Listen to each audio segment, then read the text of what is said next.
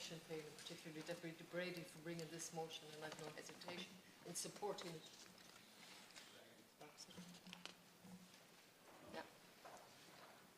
No voice activation, just job activation.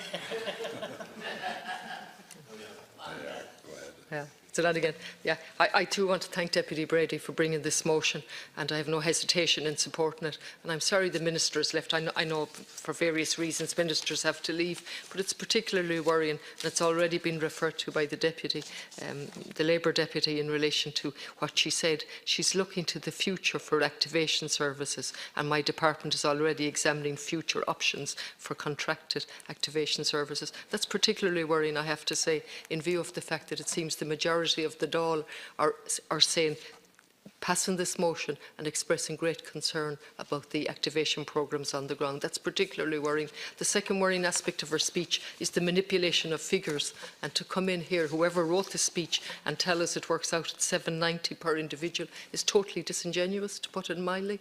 And the figures given at the Public Accounts Committee was $3,718 per job created. So when we're going to play with figures like that, really it's difficult to have trust. Why it was brought in the first place, unfortunately, when Labour were in power with Fine Gael, I have no idea. The justification that it was worth the experiment that was said a few minutes ago beggars belief. What should have happened at the time was that the schemes on the ground should have been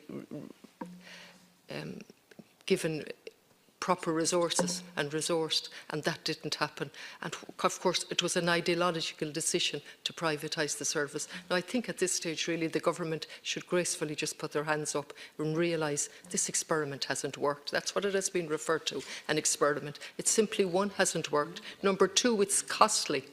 It's expensive and it's not worth it. And number three, it's undermining communities on the ground. And that's besides all the other difficulties, that's one of my big difficulties with it.